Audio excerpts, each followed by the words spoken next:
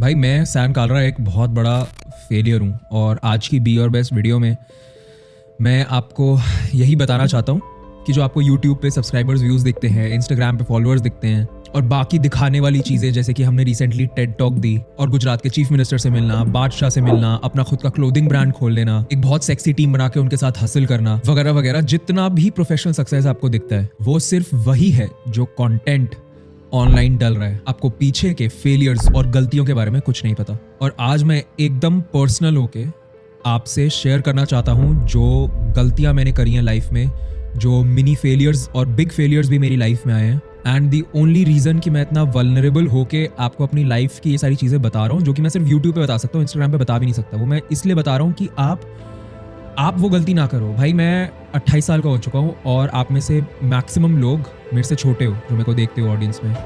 मैं नहीं चाहता कि जो मैंने अपनी लाइफ में वो स्टेजेस पे गलतियां करी हैं, मैं नहीं चाहता कि आप लोग करो। यार मेरी सबसे पहली मिस्टेक जब मैं स्कूल में था ना, तब मुझे ये लगता था कि माँ बाप ने बोला है कि पढ़ाई करो तो सिर्फ पढ़ाई करो, और शाम को अगर वो कह रहे हैं म्यूजिक या कुछ सीख लो तो वो सीख ले, बस और कुछ नहीं।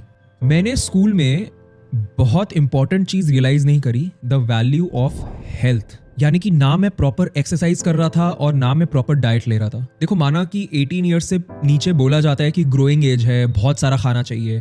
आई अग्री, आपको ज्यादा खाना चाहिए, लेकिन उसका मतलब ये नहीं है कि आप जंक खाओ। मैं अपने स्कूल की कैंटीन के लिए, मेरे को मम्मी रोज 5 रुपीज डेली देती थी। वो 5 रुपीज मैं उस दिन नहीं खर्चता था, मैं वेट करता था कि फ्राइडे तक उसके 25 रुपए हो जाएंगे, उसके बाद मैं जाके कुछ पैटी वैटी कुछ खरीद लेता था, या बिल्कुल समोसा टाइप का अनहेल्दी एकदम चीज। और इसकी वजह से स्कूल में मैं इतना मोटा हो गया था और मैंने उस चीज को इस बात से डिस्गाइज कर लिया। मैंने अपने आप को बोला कि भाई ठीक है, खा रहा हूं तो क्या हुआ, घर पे नमक पाड़े ठूस रहा हूं तो क्या हुआ, मैं तो पढ़ाई कर रहा हूं तो ज्यादा खाना इज ओके।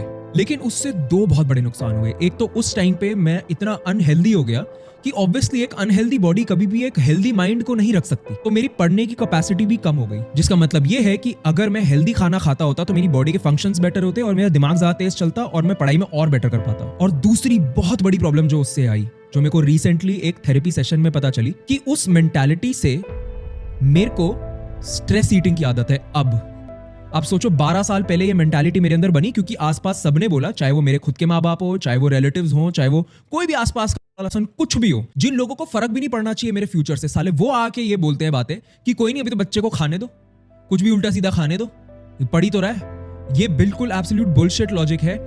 10 साल पहले ये सब हुआ, उसके बाद अब जाके मेरे को स्ट्रेस ईटिंग की आदत लग गई है। जब भी मैं ज्यादा स्ट्रेस में होता हूँ, एकदम रैंडम बुलशिट खाना शुरू कर देता हूँ। रात को पेट को ठूसे बिना मेरे को नींद नहीं आती। तो मेरी रिक्वेस्ट है कि ये वाली गलती आप मत करना।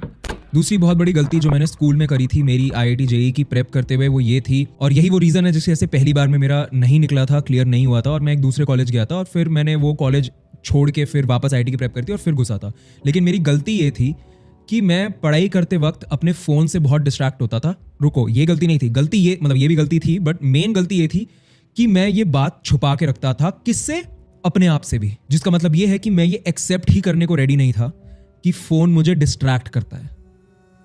किसी भी गलती को सुधारने का फर्स्ट स्टेप, किसी भी सक्सेस का first step is self awareness. जिसका मतलब कि रियलाइज करो कि आप गलती कर रहे हो। काश मैंने उस टाइम पे रियलाइज कर लिया होता कि मैं गलत कर रहा हूं, मैं फोन से डिस्ट्रैक्टेड हूं, फोन की वजह से मेरी पढ़ाई खराब हो रही है। अगर मैंने रियलाइज कर लिया होता तो शायद पहली बार में ही मेरा निकल गया होता IIT। और मैं इतना चूतिया तरीके से ये गलती करता था कि मैं अगर पढ़ रहा हूं और मैं ऐसे ऐसे फोन यूज कर रहा हूं और पीछे से मेरी मम्मी आ गई एकदम से, तो मैं जल्दी से अपने टी-शर्ट के अंदर ऐसे फोन डाल लेता था ताकि मम्मी को पता ना चले। आप में से बहुत लोगों ने ये किया होगा। और इस टाइप की गलती को सुधारने का मेरे पास बहुत बढ़िया एक तरीका था जो मुझे कर लेना चाहिए था। I really regret it. वो ये है कि मुझे डायरेक्ट जाके अपने माँ बाप को बता देना चाहिए था कि देखो मैं फोन से बहुत डिस्ट्रैक्ट होता हूँ। काश मैंने ये चीज टाइम पे कर दी होती। तो प्लीज, अगर आप इस टाइम पे फोन से डिस्ट्रैक्टेड फील करते हो, मैं कहूंगा if you are a student, अपने मम्मी पापा को जाके बता दो।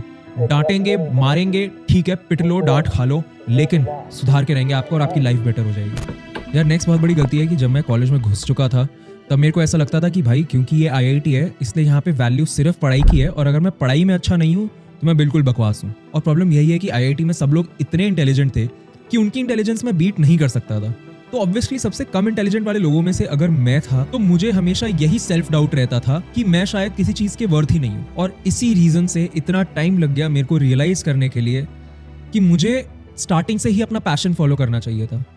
मैंने अपना पैशन फॉलो करना शुरू किया कॉलेज से निकलने के भी 4 साल नौकरी करने के बाद। अगर मेरे को ये सेल्फ डाउट नहीं होता कॉलेज में, अगर मैं खुद पे भरोसा रखता, और ये सेल्फ डाउट भी मैंने ही खुद पे डाला था। जब मैं कॉलेज के अंदर फिल्म मेकिंग करता था, मैं वीडियोस बनाता था, सब लोग वो देख के खुश हो जाते थे।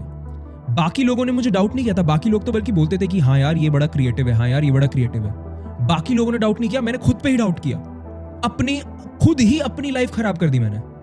तो अगर मुझे वो सेल्फ डाउट नहीं होता तो शायद मैं अपना पैशन टाइम पे फॉलो करता, शायद कॉलेज में मैं यूट्यूब वीडियोस बनाना शुरू कर देता। तो सोचो आज हमारी फैमिली और बड़ी होती। तो इसीलिए मैं आपको भी रेकमेंड करूंगा कि आप जल्दी रियलाइज करो कि आपकी स्किल्स क्या है, आपका पैशन क्या है, ऐसी कौन सी चीज़ है जो आप लाइफ में आगे करना चाहते हो। आप इकिगाई प्रिंसिपल यूज करो, उससे आपको पता चलेगा कि आप लाइफ में क्या करना चाहते हो। आपके पास शायद 3-4 चीजें निकल के आएंगी जो आप करना चाहते हो, बट उसमें से एक पे काम करना तो शुरू कर ही दो। एंड आप में से बहुत लोगों को इसमें एक चीज होती है संक कॉस्ट फैलेसी, वो भी नहीं होगी जो मुझे होती थी। मुझे ऐसा लगता था कि अब मैं आईआईटी में तो आ गया हूं, तो अब मुझे इसी से रिलेटेड कुछ करना चाहिए आगे। अगर मैं अभी आईआईटी के से रिलेटेड कोई काम के अलावा कुछ और करूंगा तो फायदा क्या हुआ आईआईटी आने का। ये बहुत बकवास थिंकिंग थी। अगर आप अभी आईआईटी में हो जो देख रहे हो, प्लीज रिकंसिडर थिंग्स। आईआईटी छोड़ना बुरी बात नहीं है।